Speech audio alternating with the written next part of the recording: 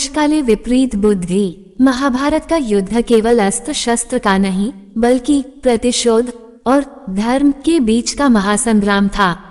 कुरुवंश के विनाश का सबसे बड़ा सूत्रधार, चौसक के खेल का रचयिता मामा शकुनी। हम सब उन्हें केवल एक छली और कुटिल योजनाकार मानते हैं, परंतु क्या आप जानते हैं कि जब शकुनी कुरुक्षेत्र की रक्त रंजित भूमि पर अपनी अंतिम सांसें गिन रहे थे, तब उन्होंने अपनी आंखों पर पट्टी बांधने वाली बहन गांधारी से कुछ ऐसा कहा था जो उनके पूरे जीवन के छल कपट पर भारी पड़ गया।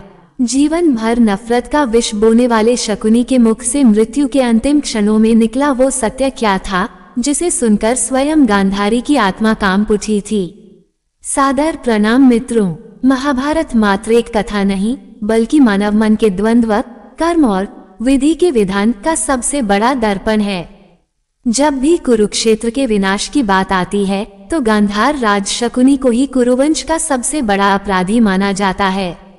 परंतु आज की इस प्रस्तुति में हम शकुनी के उस अनकहे सत्य को जानेंगे जो उनके हृदय की सबसे गहरी परतों में दफन था। आज हम उस मार्मिक क्षण के साक्षी बनेंगे जब जीवन के अंतिम पड़ाव पर मृत्यु शैया पर पड़े शकुनी का सामना अपनी शोकाकुल बहन गांधारी से होता है।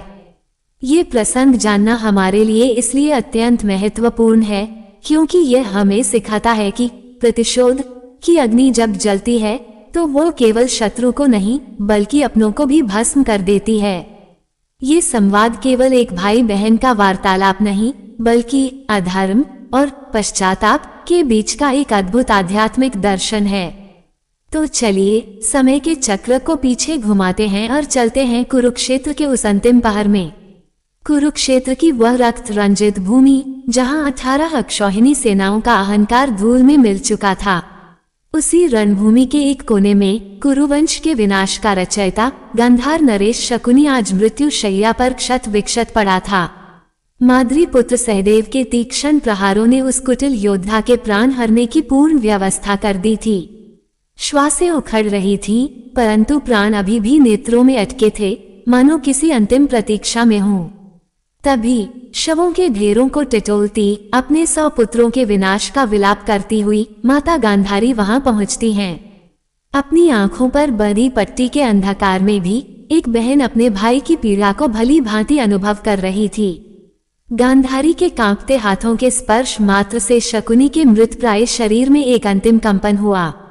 ये विधि का विधान ही था कि जिसने महाभारत रची वह आज अपनी ही नियति के समक्ष अत्यंत विवश और निस्सहाया था। शोक से विक्षिप्त महारानी गांधारी ने जब शकुनी के लहूलुहान मस्तक को स्पर्श किया तो उनके भीतर का हाहाकार अश्रुओं की धारा बनकर फूट पड़ा। 100 पुत्रों की मृत्यु का भार उस माता के हृदय को चीर रहा था। अत्यंत क्रोधित और कांपते स्वर में उन्होंने पूछा, भ्राता, क्या यही तुम्हारा प्रेम था? तुमने मेरे दुर्योधन को धर्म के मार्ग से भटकाकर किस अंधी खाई में धकेल दिया?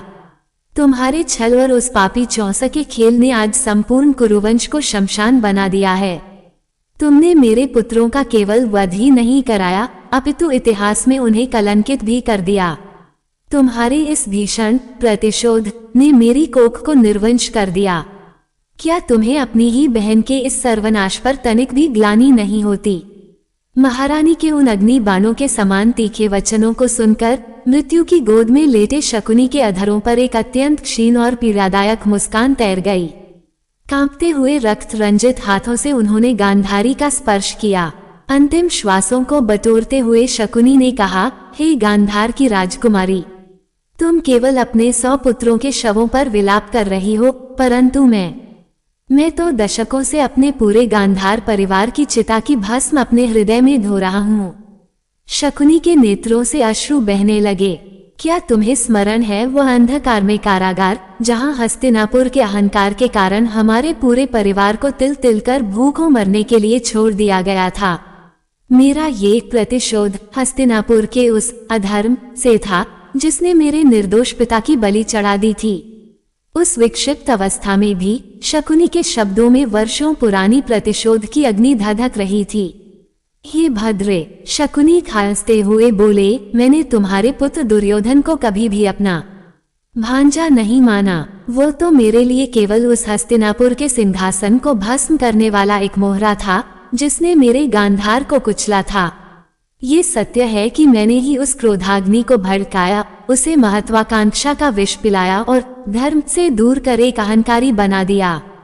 मैं भली भांति जानता था कि इस विनाश में तुम्हारा सर्वस्व भी स्वाहा हो जाएगा, परंतु प्रतिशोध की भूख में मैं भी तो अंधा हो गया था। यह मेरी प्रतिज्ञा थी कि जिस कुरुवंश ने मेरे परिवार को मिटाया है, मैं उसी के अंश से उसका समूल नाश करवाऊंगा। अपनी टूटती श्वासों के मध्य शकुनी ने गांधारी की आंखों पर बंधी उस पट्टी की ओर संकेत करते हुए एक ऐसा सत्य कहा जिसने गांधारी की आत्मा को झकझोर दिया।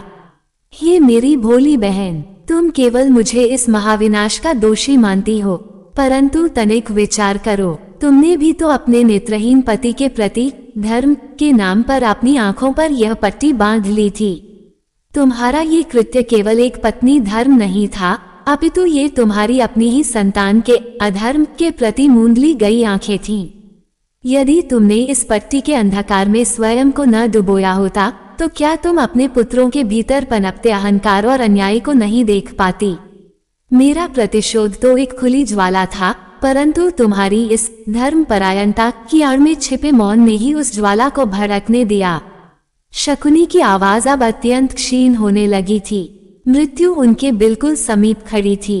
परंतु मेरी प्रिय अनुजा, शकुनी ने भर्राए हुए स्वर में कहा, आज मृत्यु के इस अंतिम द्वार पर मैं स्वीकार करता हूँ कि प्रतिशोध की इस भयंकर ज्वाला में मैंने अपना ही सर्वस्व भस्म कर दिया।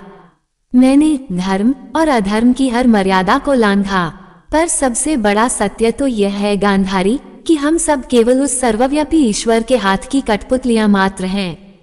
ये विधि का विधान ही था जो हम सबसे यह महाविनाश रचवा रहा था। वासुदेव कृष्ण की इच्छा के बिना तो इस सृष्टि में एक पत्ता भी नहीं हिलता। मेरे भीतर का द्वेष और तुम्हारे पुत्रों का अहंकार सब उसी काल के महाचक्र का अंश थे। आज मैं अपने सभी कुकर्मों का भार लेकर इस धरा से विदा ले रहा हूँ। इतना कहते ही शकुनी के नेत्रों से अश्रुओं की एक अंतिम धारा बह निकली। उनके वे कपटी हाथ, जिन्होंने जीवन भर केवल विनाश के पासे फेंके थे, आज अपनी बहन के समक्ष क्षमा की याचना में कांप रहे थे। मुझे क्षमा कर देना गांधारी, मेरी इस प्रतिशोध ने तुम्हारे संसार को उजाड़ दिया।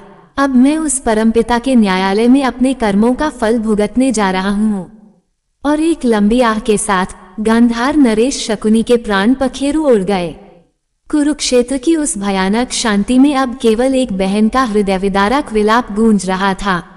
गांधारी ने शकुनी के निर्जीव मस्तक को सीने से लगा लिया। आज उस रणभूमि में केवल रक्त नहीं, बल्कि अहंकार और प्रतिशोध की वो महाज्वाला अंततः शांत हो गई थी, जिसने संपूर्ण आर्यावर्त को भस्म कर दिया था। प्रिय सज्जनों, कुरुक्षेत्र की उस रक्त रंजित भूमि पर शांत हुई यह प्रतिशोध की ज्वाला आज हमें एक बहुत बड़ा आध्यात्मिक सत्य सिखाती है। जब हम अपने भीतर क्रोध, ईर्ष्या और बदले की भावना को पालते हैं, तो वह शकुनी के विष की भांति केवल दूसरों को नहीं, बल्कि हमारे अपने वजूद को भी खोखला कर देती है। साथ ही गांधारी का चरित्र हमें ये सिखाता है कि अपनों के अधर्म के प्रति आंखें मूंद लेना भी एक बहुत बड़ा पाप है। क्या आपके विचार में महाभारत का असली दोषी शकुनी था या परिस्थितियां और अपनों का मौन? अपने विचार हमें कमेंट्स में अवश्य बताएं। यदि इस मार्मिक कथा ने आपके हृदय को छुआ हो और आपको जीवन का कोई नया दृष्टिकोण मिला हो, तो इस वीडियो को लाइक करें। ऐसी ही गहरी, दार्शनिक और अनसुनी पौराणिक कथाओं के लिए हमारे चैनल को अभी सब्सक्राइब करें। मिलते हैं एक और आध्यात्मिक यात्रा पर। जय श्री कृष्ण।